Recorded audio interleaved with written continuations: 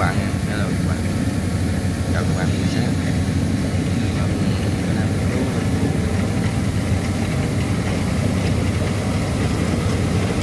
Hello các bạn nha.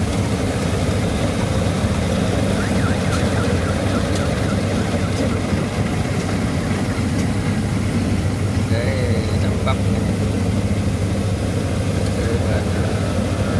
xe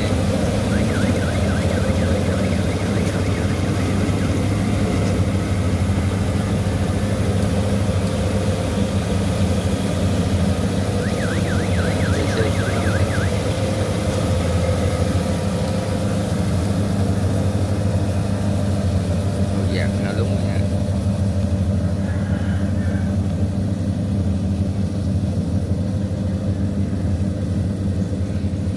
Ba like cam mình quay cả nhà, quá xinh nè.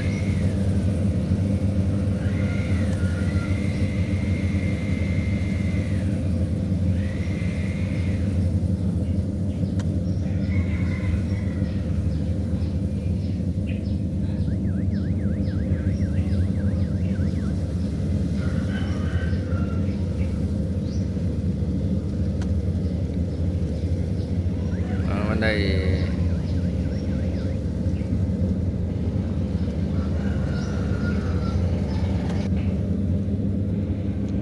hai chiếc 70 cả nhà.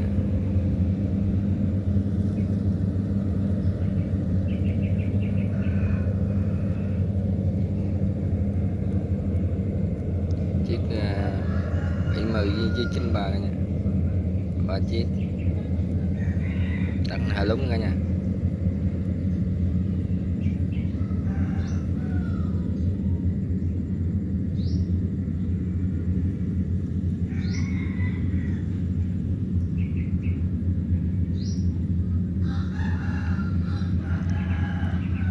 Đây, chiếc này là DC 93.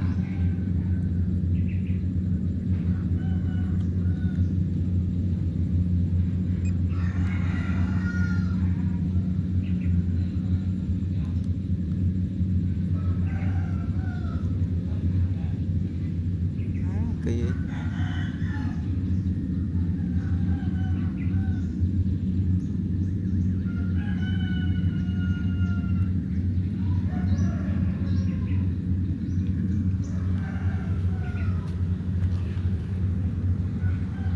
Chiếc 70 chạy trước này.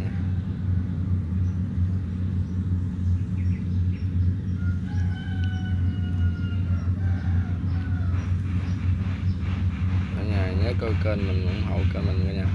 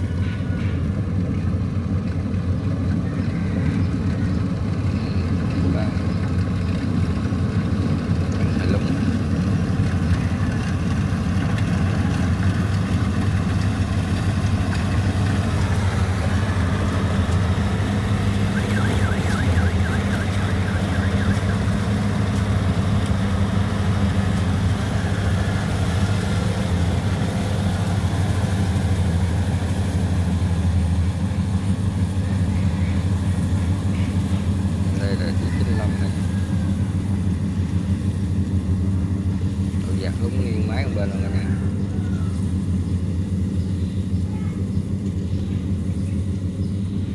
Sống sao vậy?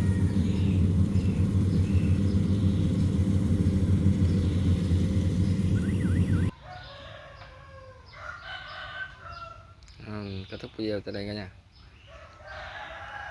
Chào cả nhà.